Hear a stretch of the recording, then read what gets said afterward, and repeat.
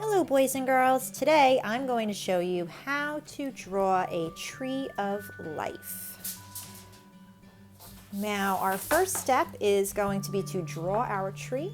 We're going to be using many different materials today. We'll be using crayons and markers, and if you have an oil pastel, we are going to use a black oil pastel. If you don't, you can absolutely use a black crayon. When we're drawing our tree of life, we're going to start with pencil. We're going to draw our tree very lightly. I'm going to press hard so that you can see what you're drawing. You should press very lightly so that you can erase any lines that you don't want to keep. Although most of this will be drawn over with black crayon or oil pastel. So the first thing you're going to draw is two lines that are parallel in the center of my paper. Okay, parallel means they are next to one another and they could go forever and never cross. So two parallel lines just like this. Now in the middle of these parallel lines I'm going to draw the letter V. After I do that, then I am going to start on the top one of these parallel lines and I'm going to draw a line that's spirals. Spiral means it goes around in a circle. You don't want to go around too many times because you want to keep your branches nice and large. You're going to do the same thing on the other side. Less of a spiral. Next, I'm going to go at the top of my V and I'm going to follow that line. It's almost parallel, but not, because it's getting closer and closer and closer until it meets at the center. At the very tip, just like that. There you have your first branch. You're going to go on the top of this V over here, and you're going to do the same thing. You're going to go next to the other line, but you're going to get closer and closer and closer until you meet at the very end. Now, you're going to use this same process of drawing branches on your tree of life until you're happy and you've filled up your entire page. You can either draw branches off the trunk. These two parallel lines we'll call the trunk. So you could draw a curved spiral just like that and then go back to your trunk and draw another one that does the same thing. Or you can draw lines that branch off of the branches. So you're going to draw a line like this. You're going to go back to the branch and you're going to draw another line just like that. You're going to continue doing this, like I said, until you have filled up your entire page with these branches. Sometimes they might be small. Okay. Notice I never go around and around and around and around. I only go around a couple times, because if I go around too many times, it's going to be difficult to color later on, and it's not going to look as nice. So I'm going to put another branch here, and another branch here. There we go. I'm also going to put a branch right here, and I'll put it on the inside this time. There we go. And you're going to continue adding until you're done. You can also add branches onto the bottom of your tree of life. So this would be more for the roots. So we start at the bottom and we draw a curved line. And then we go on this side and we draw a curved line. Then we draw, instead of a V, we're going to draw an upside down V, as if we were drawing capital A.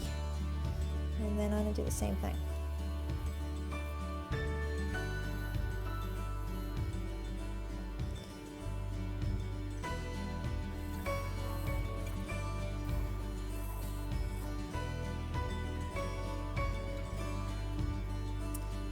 Add little branches on this.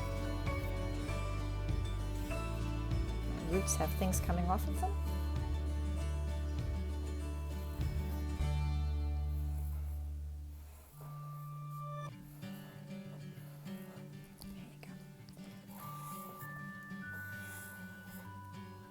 Okay, you can make it as big as you would like. Now what I'm going to do is I'm going to outline this with a black marker. This is an optional step. You don't have to do this. You can if you would like.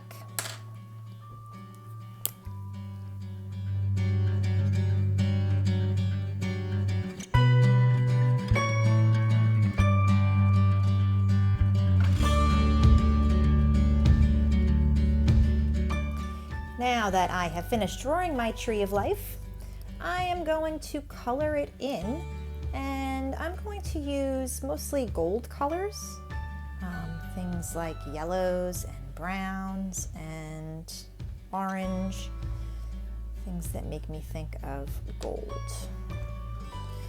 When you color in using crayon, you're going to press hard with the crayon so that it has a lot of pigment, a lot of color.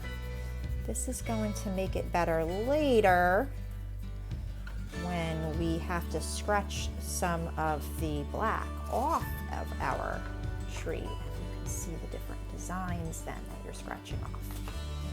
So press hard. You can use as many colors as you want. You can make them like kind of patchy. It doesn't matter where you put those colors.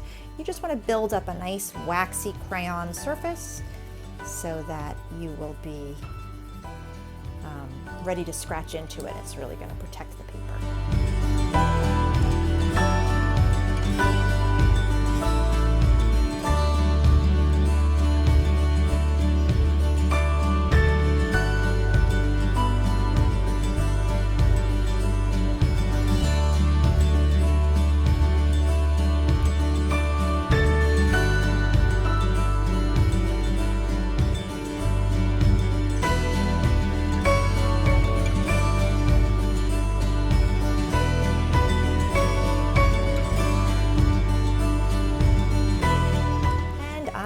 Finished coloring. My next step is going to be to color black on top of all of the parts of my tree and basically cover all of this crayon.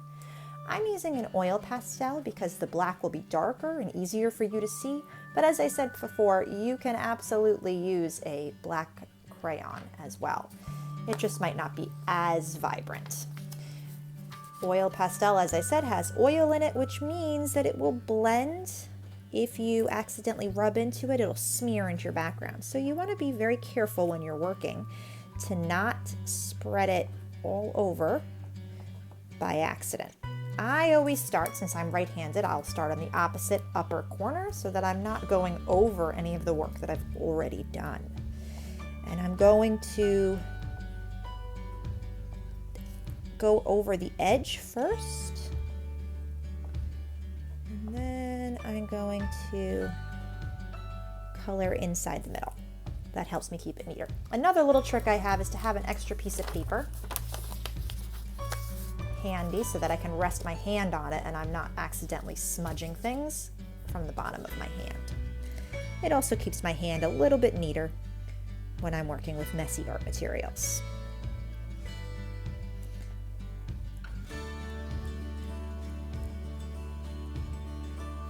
So you're going to cover all of this in black, and then we are going to scratch our designs into it. So we're basically creating our own scratch paper.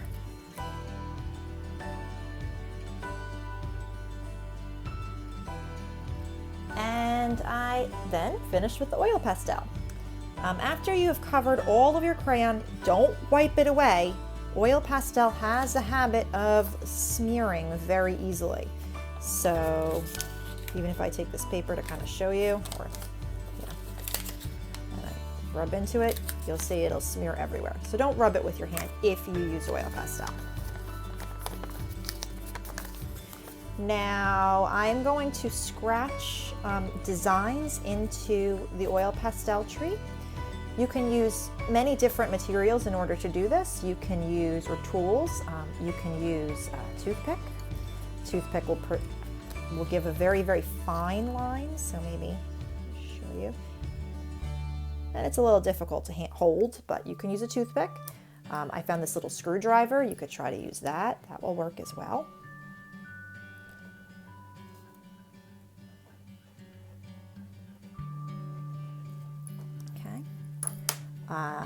You can use one of the best tools I think I found was just a pencil, a mechanical pencil without the lead out, because I want to not draw on top of my crayon.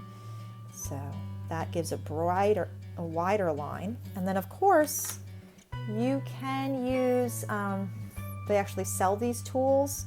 It's just a piece of wood that is pointed at the end, and that is easier to hold, more like a pencil. So what you're going to do is you're going to, again, use a piece of paper to cover your hand and try not to move your hand around too much. You're going to draw different designs and different shapes into your tree. Let's see, I'll draw triangles inside the triangle. And you're going to add some repeating geometric designs to decorate your tree. So all I do is I keep adding different, I'll add diamond shapes, I'll add circles, I'll add triangles, and I just kind of repeat those until I'm happy with the overall design of my tree.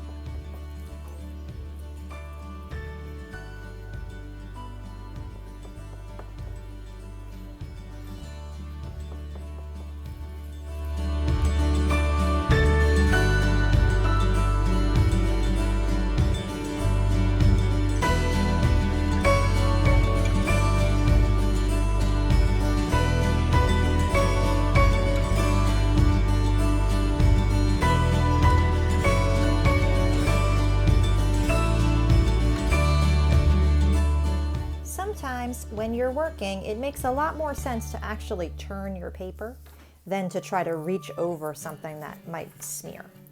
So don't be afraid to turn your page if you need to.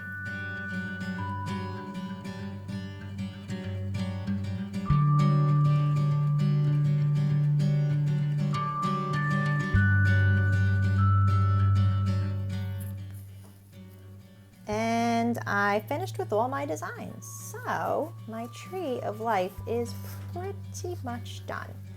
For my final trick, I am going to add color in the background by using magic markers and water. I'm actually going to add a step, and I'm going to use a piece of aluminum foil, and I'm going to color the aluminum foil. Let me show you what I mean.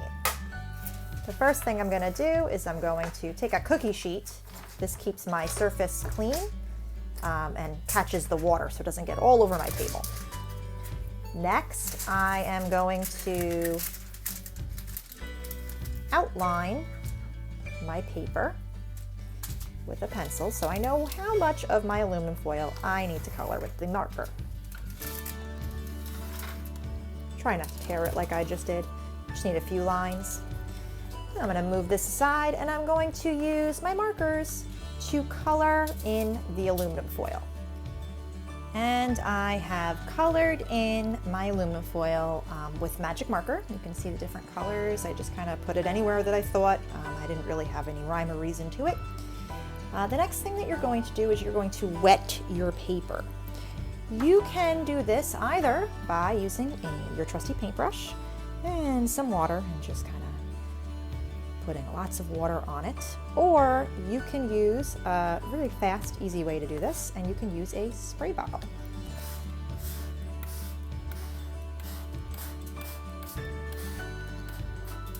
If it's a nice day, this might be a great lesson to do outside.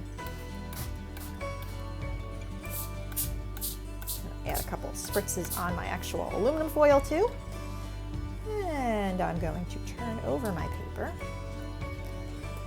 Carefully lay it onto my aluminum foil and my magic marker. Then I get to rub it in, make sure that it's all covered with magic marker. I also like to kind of just lift the paper and make sure it's all covered. So if there's some spots that I missed, I can go back and kind of rub it in. And again, I used orange and yellow and browns to kind of get a golden feel to my work, because I wanted my tree to look golden. This tree was inspired by the artist Gustav Klimt, who often worked in gold, and his tree was all gold. And if there's some spots that I'm missing, I just spray it a little bit more. Make sure I cover all those white spots. You might want the white spots in there. I like the effect, but I really want color everywhere.